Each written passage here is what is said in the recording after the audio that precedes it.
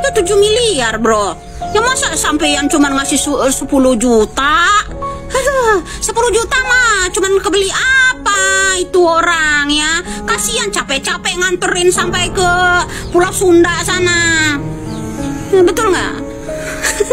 Assalamualaikum warahmatullahi wabarakatuh. Hai semuanya, balik lagi sama aku Ica Putri di channel Ica Putri Official. Teman-teman semuanya, kalian tahu gak Bu Widya? Iya, Bu Widya yang kasus Vina itu loh. Sekarang lagi dipantau sama keluarga besar mantan Bupati Cirebon. Udah, yuk kita langsung aja ke videonya. Apa sosok Widya yang jadi pantauan keluarga mantan Bupati Cirebon? Sosok wanita bernama Widya kembali bikin heboh. Tidak sedikit netizen yang mendukung maupun mengatakan pandangannya Widya ngawur terkait kematian Vina Cirebon. Salah satu keluarga dari mantan Bupati Cianjur mengatakan dirinya lagi menyoroti sosok wanita bernama Widya tersebut. Karena Widya mengatakan secara tegas adanya keterlibatan keluarga mantan bupati dalam kasus Vina ini. Namun ada pandangan yang sebut sosok Widya ini terlalu berani. Saya mengingatkan untuk Mbak Widya agar lebih berhati-hati apalagi melawan orang yang berkuasa.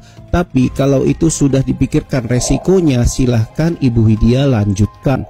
Sosok wanita bernama Widya kembali bikin heboh. Tidak sedikit netizen yang mendukung maupun mengatakan pandangannya Widya ngawur terkait kematian Vina Cirebon.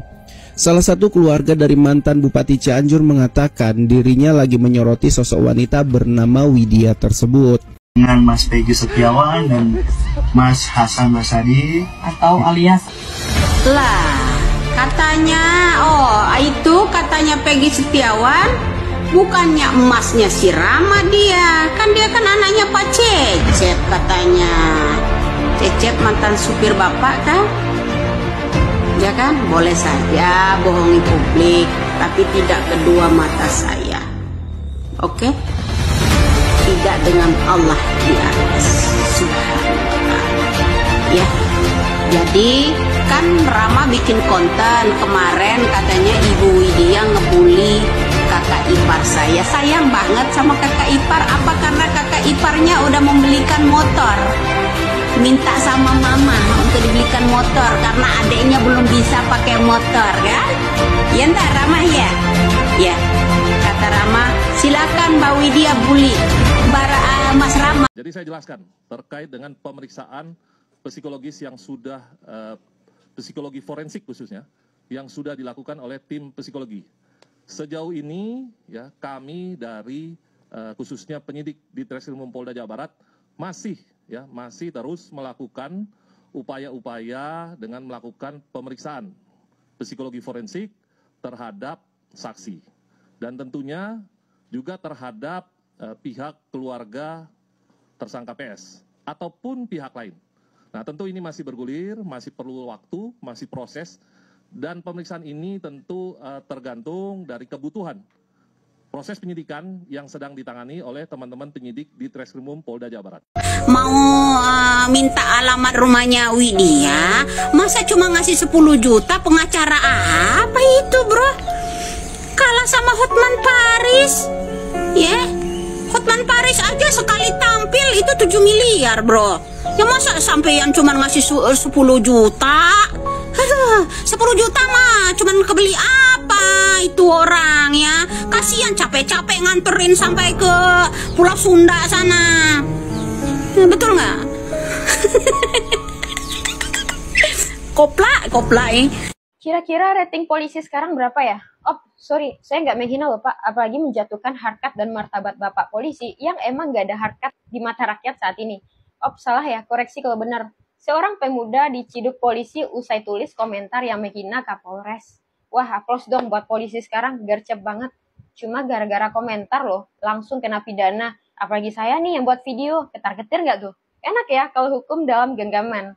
Kira-kira kalau jenderal yang hina bakal diapain ya kira-kira? Tetap hormat kan?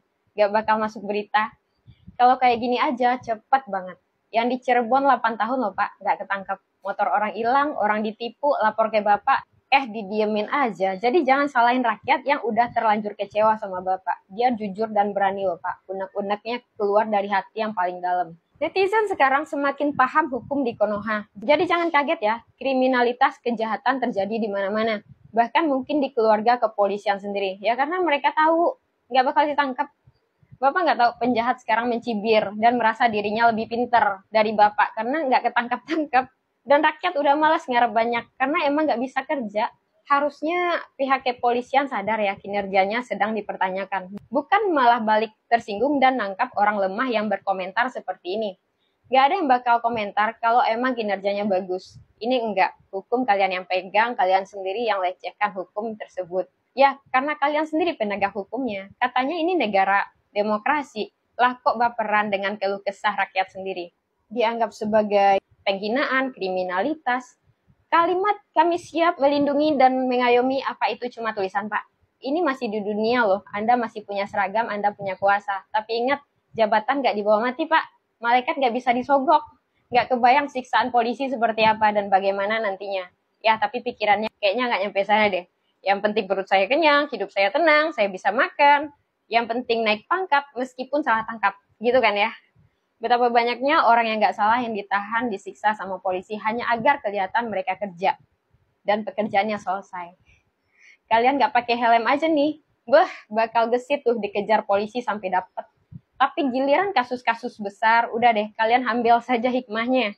Kena tipu ngadu polisi, pasti disuruh ikhlasin aja. Motor kalian hilang, pasti disuruh cari sendiri. Dan balik nyalahin. Ngapain kalian ceroboh, ngapain kalian bodoh, naruh motor sembarangan. Tau nggak guys, teman gue baru aja ketipu 48 juta, ngadu sama polisi, nggak direspon. Ya direspon pun cuman kayak ambil hikmahnya aja. Lain kali hati-hati ya. Cuma dapat nasihat. Keluarga gue juga abis ditipu kemarin. Jadi pas mau ngadu nih ke polisi, terus ngancam si penjahatnya. Tahu nggak respon penipunya? Lo kira polisi kerja? Malah diledekin polisinya sama penipu ini. Gila nggak tuh? Gue kira sih dulu polisi ini hero ya. Luar biasa banget itu. Gue pernah punya cita-cita pengen jadi polisi. Ya karena emang ngelihat polisi segitu hero-nya. Ternyata cuma dongeng. Kenyataannya di dunia nyata dan setelah gue sedewasa ini, belum ketemu polisi sehero itu, satu pun belum pernah. Cuma di Konoha ini loh, orang yang jumpa polisi langsung merasa panik dan terancam. Lah kira-kira kenapa itu Pak? Jawab sendiri deh dengan hati nurani. Ya itu pun kalau punya. Kalau nggak ada ya bakal anggap ucapan saya ini penghinaan dan balik nuding. Dan keluarin tuh UUD penyiaran, UU ITE, dan keluarin deh semua undang-undang yang melindungi sistem bobrok negeri ini. Kalau perlu tangkap semua rakyat aja Pak, karena emang rata-rata yang saat ini menghina Bapak. Nggak percaya? Baca deh kolom komentar. Hormat saya kepada Kapolres baik hati di luar sana, itu pun kalau ada. Emang miris ya tinggal di Konoha. Berasa di India guys. Baik, ini pertama kali Liga membuka masker ya. Baik. Belum pernah Liga membuka masker seperti ini eksklusif ya. Liga boleh di dekat. Kenapa Liga kemarin-kemarin nggak pernah mau membuka maskernya? Lebih dekat lagi boleh. Karena saya menjaga diri saya juga Pak. Menjaga diri Liga. Kenapa? Karena kan banyak yang bilang saya saksi kunci. Liga saksi kunci, betul. Karena Liga, saya harus katakan mohon maaf ya, 8 orang itu masuk penjara. Sebenarnya saya bukan saksi kunci Pak. Ya, saya mau sampaikan dulu. Karena kemarin Liga menyatakan sesuatu, kesaksian, maka 8 orang ini masuk penjara. Ini yang kemarin, kita bicara kemarin dulu nih, waktu 2016, betul? Boleh disampaikan? Betul. Enggak tahu saya Pak. Dan akhirnya kemudian Liga mencabut keterangannya. Cabut Pak. Iya. Liga pada waktu itu menyampaikan bahwa Liga melihat Vina dan Eki, betul ya? Dipukuli, dilempari batu, dan seterusnya. Waktu itu ya.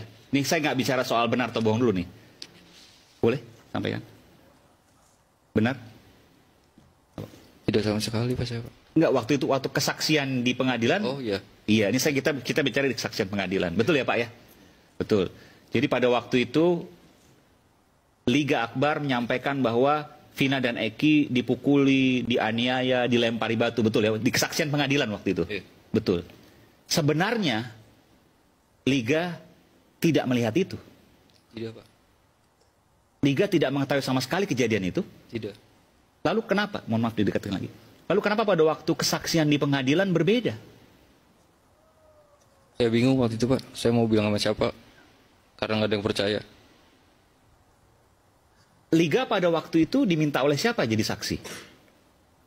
Pak Rudiana, Pak. Pak Rudiana. Oke. Dari mana kemudian Pak Rudiana tahu kalau Liga mengetahui kejadian di TKP tersebut? Sampai sekarang saya belum tahu. Betul, belum tahu. Pada waktu itu kan Pak Rudiana minta Liga. Iya. Betul ya? Pada waktu itu kenapa Liga mau? Karena dimintai keterangan soal almarhum Vina dan Eki yang dipakai, dari helm, keadaan motor, itu saja awalnya yang diminta. Pada waktu kejadian Liga ada di mana? Ada di warung SMA 4 saya, Pak. Dekat dengan kejadian TKP itu? Agak jauh. Agak jauh. Iya. Kenapa Pak Rudiana memilih Liga? Apa karena kenal atau karena apa waktu itu? Mungkin karena kedekatan saya sama almarhum Eki dulu. Oh, lalu kemudian apa yang disampaikan Pak Rudiana waktu itu yang seingat Liga? Hanya itu saja, Pak. Diminta tolong dong. Nggak bahasanya seperti apa Pak Rudiana waktu itu? Minta tolong buat memperkuat bukti. Iya. Kan Liga bilang dong, saya nggak tahu Pak. Iya. Sempat bilang nggak gitu ke Pak Rudiana? Iya, sempat. Terus kenapa kemudian Liga dipaksa atau gimana? Tiba-tiba saya dijemput, Pak, di rumah. Nah terus skenarionya siapa yang ngajarin? Skenario itu, saya udah menolak berapa kali, dibantu sama pemeriksa. Oh, jadi pemeriksa yang ngasih. Bahwa ntar kamu ngaku kalau kamu melihat Vina dan Eki dipukulin, dilempari batu dan seterusnya, begitu? Diajarin data-data itu? Bukan diajarin, dirangkai, Pak. Iya, maksudnya disampaikan, disuplai, dipasok ke Liga. Dibantu. Jadi Liga ya diajarin dong bahasanya, betul ya? Nggak, ini kita terbuka aja, nggak apa-apa Liga, betul. Apa sosok Widya yang jadi pantauan keluarga mantan Bupati Cirebon? Sosok wanita bernama Widya kembali bikin heboh. Tidak sedikit netizen yang mendukung maupun mengatakan pandangannya Widya ngawur terkait kematian Vina Cirebon. Salah satu keluarga dari mantan Bupati Cianjur mengatakan dirinya lagi menyoroti sosok wanita bernama Widya tersebut. Karena Widya mengatakan secara tegas adanya keterlibatan keluarga mantan bupati dalam kasus Vina ini. Namun ada pandangan yang sebut sosok Widya ini terlalu berani. Saya mengingatkan untuk Mbak Widya agar lebih berhati-hati, apalagi melawan orang yang berkuasa. Tapi kalau itu sudah dipikirkan resikonya, silahkan Ibu Widya lanjutkan. Sosok wanita bernama Widya kembali bikin heboh. Tidak sedikit netizen yang mendukung maupun mengatakan pandangannya Widya ngawur terkait kematian Vina Cirebon. Salah satu keluarga dari mantan Bupati Cianjur mengatakan dirinya lagi menyoroti sosok wanita bernama Widya tersebut. Itu tanya ke orang yang ada di situ ya, tanya ke Mbak Putri, tanya ke siapa. Itu kan mereka yang video, mereka yang nanya-nanya gitu. Saya kan posisi tidak sadar, saya pun cuma hanya diceritakan sama orang tua saya. Saya kerasukan seperti ini. Kebetulan papa saya pun ikut merekam pada saat saya kerasukan itu. Seperti itu, taunya dari keluarga aja. Kamu bilang begini, kamu bilang begini. Itu menurut saya, dari yang saya lihat rekaman di papa saya cukup membantu loh kalau keluarga Vina. Tapi kok malah saya dihujat ya gitu, kok malah dibilang tersangka ya gitu. Aku mau tanya nih, tadi teman nongkrong sekolah bukan?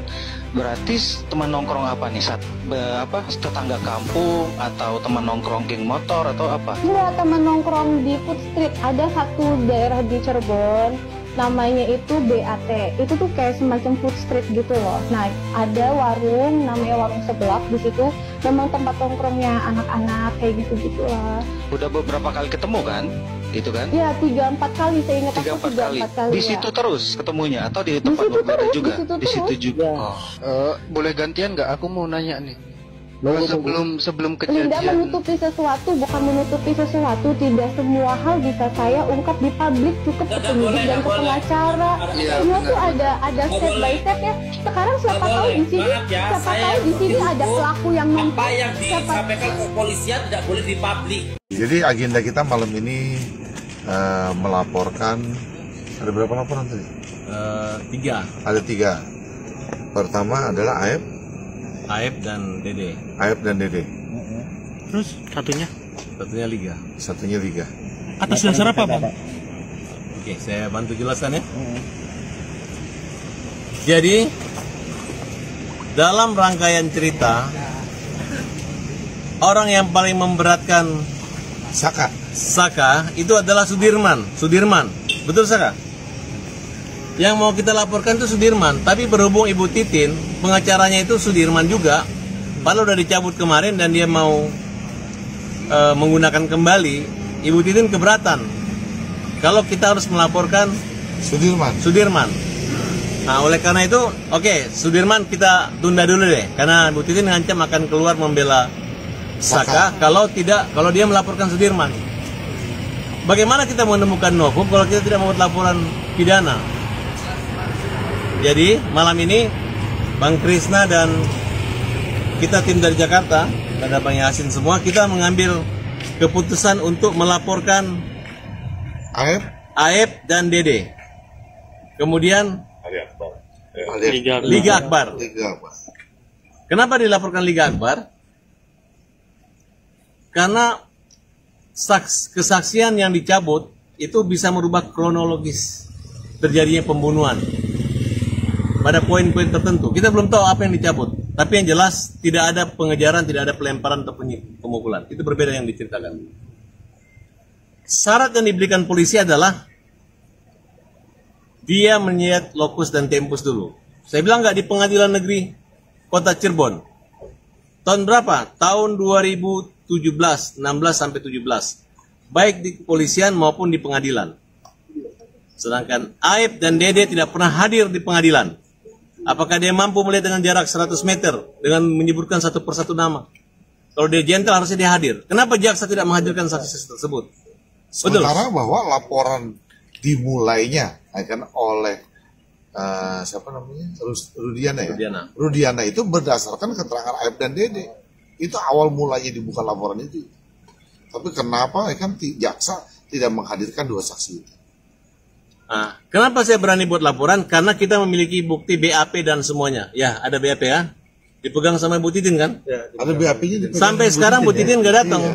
Kita tunggu Bu Titinnya nggak datang. Jadi pun disembunyikan tidak ada masalah. Ya, kalau disembunyikan. Karena polisi masih punya kopi. Tapi saya membawa bukan pada saat BAP, karena BAP itu sudah dicabut. Yang saya bawa adalah putusan pengadilan negeri yang sudah berkekuatan hukum. Oleh karena itu, polisi sekarang masih menyelidiki dan masih mempelajari berkas. Saya katakan kepada polisi, nggak usah dipersoalkan Pak. Kita nggak menyerang polisi. Kita hanya ingin keadilan aja. Karena kesaksian mereka inilah yang membuat klien kami sengsara dan sampai sekarang masih status sebagai narapidana.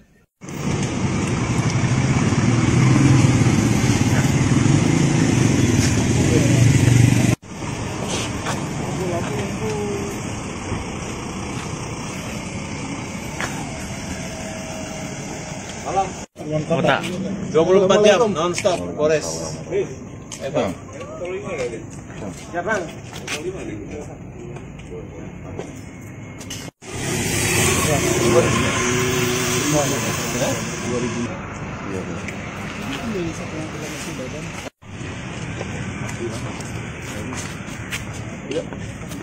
Izin Mandan.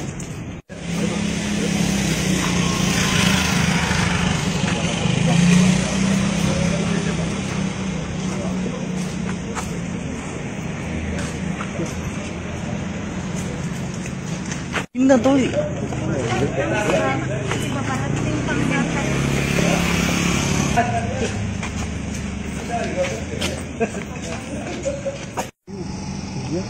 Jadi order coba. Terus makan dari itu, juga mau.